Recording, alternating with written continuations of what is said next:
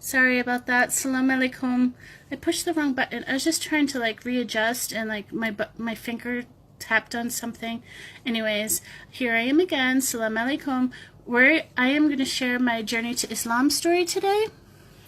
Bear with me. I've taken some notes, so if you see me glancing over to the right, it's just that I wanted to kind of put my thoughts together. I want to give you guys a little bit of background about who I was before I found Islam, just so you can understand where I'm coming from. So, first of all,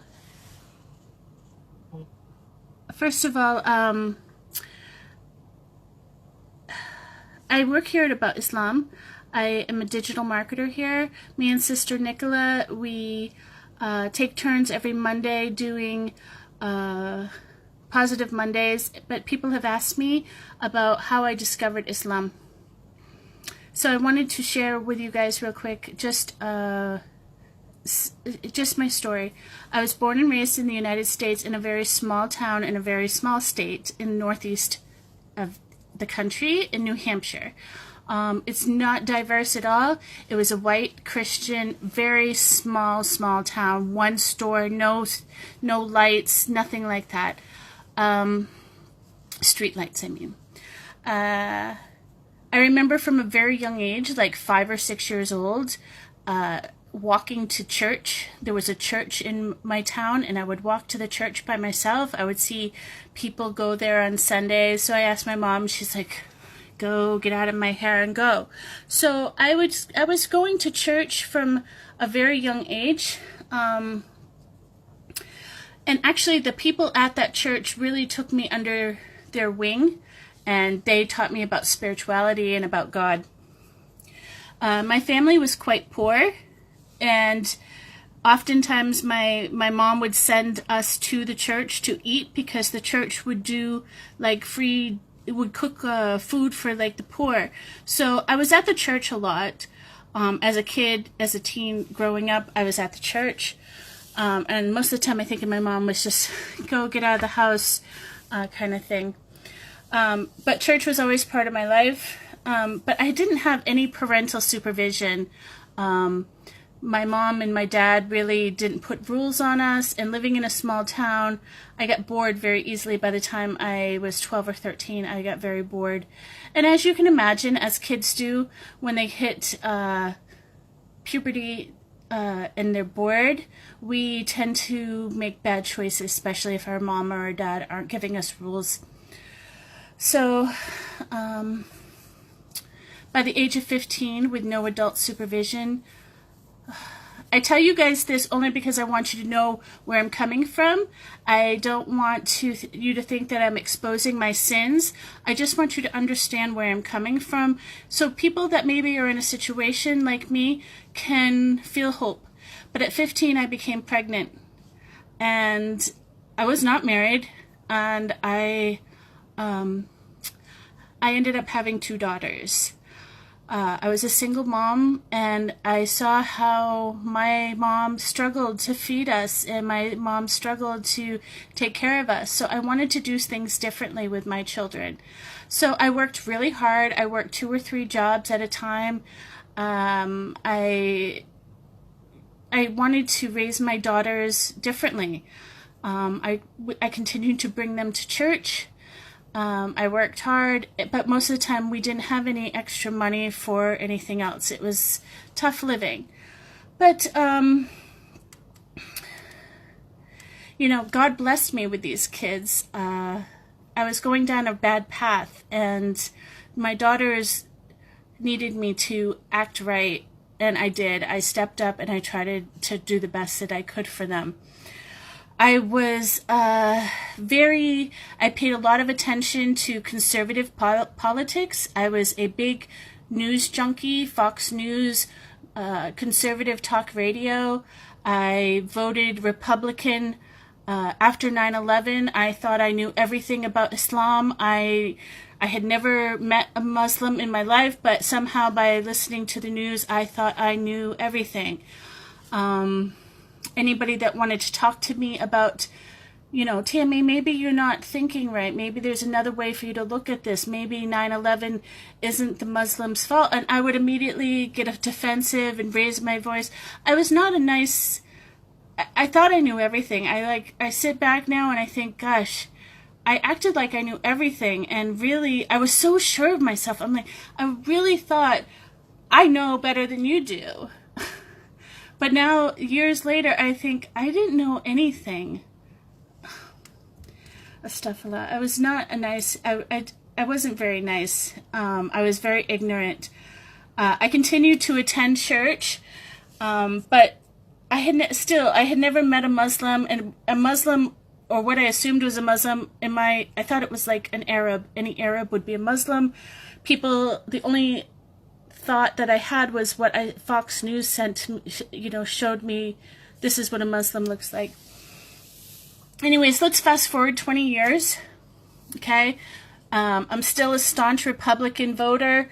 Both of my daughters have now graduated from high school, and unlike Muslim countries where your daughters live with you until they get married, my daughters moved out as soon as they graduated. So by the time that they were 18 or 19, they left the house. They got a job. They said, you know what, Mom, I'm going to go get my own apartment. I have a job. Goodbye. And now I was in this big house, and everything I had worked for and everything that I had known was gone. I was used to working hard, coming home, making dinner, helping my kids with their homework, a lot of noise in the house, and then all of a sudden they grew up and they didn't want to be home anymore. This was a very tough time for me. I struggled knowing who Tammy was as a person and not just as a mom. So I really went down a dark path at this point. I fell into a deep depression, and sorry if you guys can hear my notifications. I thought that I muted them. My apologies. I went through a deep depression, and I didn't know what my next step was. In this deep depression, I ended up losing my job, and I decided that's it. I needed to make changes in my life. So I sold everything that I owned, my house, my home, all of my stuff in my home, and I had a friend that lived on the other side of the country. So they lived in Florida. So I actually went down to Florida, and I thought this was going to be a good change. And actually it was the total opposite. We have like an American saying, going from the frying pan into the fire. Like, it wasn't a good move for me. It actually was a really bad move for me.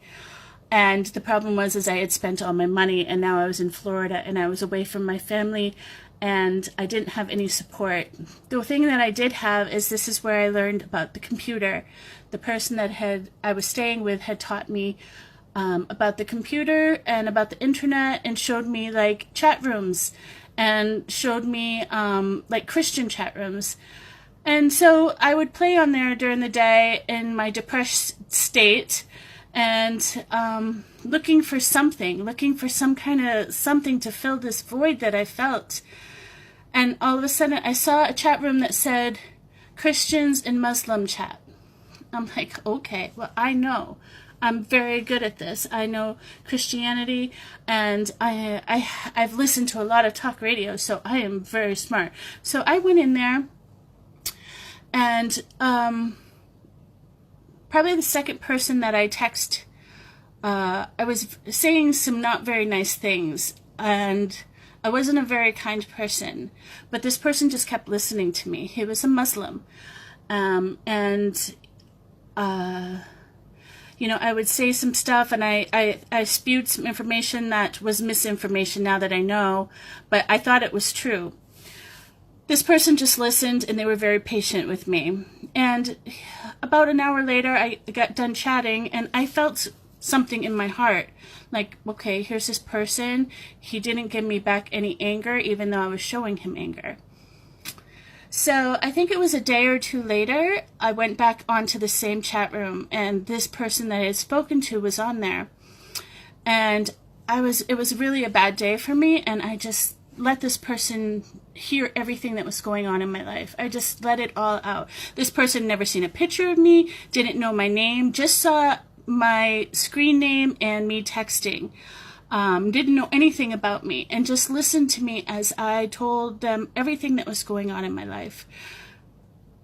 And this person wired me money to go back home. After being mean, this person extended a hand and said, here is money for you to take care of yourself. And I said, I have no way to pay you back. He says, I want you to take care of yourself. I said, no, this doesn't feel right. I can't do this. He says, I have no expectations. You don't have to pay me back. I'm not even going to give you my address. This person actually wasn't even in the country. So I was desperate, and I took the money, and it changed me. It changed my heart. As soon as that happened, my heart turned, and I felt lighter, and I felt like something happening. I went back home to New Hampshire, where I was from, and I started reading about Islam. I actually was addicted to it. I needed to get all of the information I could. I watched tons of videos and read everything I could, and I didn't talk to this person again for a long time. And after probably about a month, I went back on that chat, and this person was there. We'd probably spoken once or twice again after that on chat. But the person said, asked how my life was, and I had a lot of questions about Islam, and I had told him that I had been learning about Islam. He says, okay, why don't you come here where I live? Why don't you come to Egypt? Egypt? I have barely left my country. I don't have a passport. I'm not coming. I'm not going there. They were in the middle of a revolution. I'm not going to Egypt. Come on, come to Egypt. I said, you know what? Okay, I'm going. So I got my passport, and I went to Egypt, and I was shocked. I was so shocked. I cried when I heard the adhan. I cried when I saw people in the streets praying.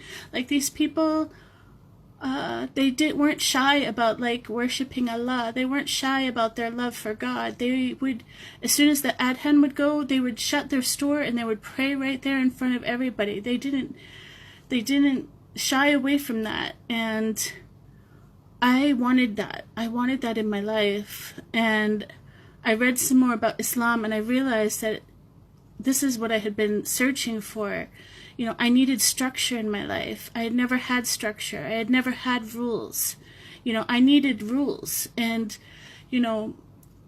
in the very beginning, what turned me on to Islam was no drinking, no alcohol. I needed that. I needed somebody to tell me no alcohol. As a Christian, nobody told me that. I would drink with some of the people I went to church with, and alcohol did nothing for me except for brought me pain in my life. So when I read about Islam that there was no alcohol, that Muslims can't drink, I was like, wow, I need that in my life. The other thing that really turned me on was no relationships before marriage. Oh my gosh, I had been looking for this my whole life. I had struggled looking for something to fill this hole inside my heart, and it was either alcohol or other haram activities that never filled that hole. And now I have Islam that is telling me, don't drink, don't have relationships outside of marriage. I go to Egypt, I see people praying, I hear adhan, I see Muslims that are proud to love God. They're not shying away from it. And 1 week later, I said my shahada. Yeah.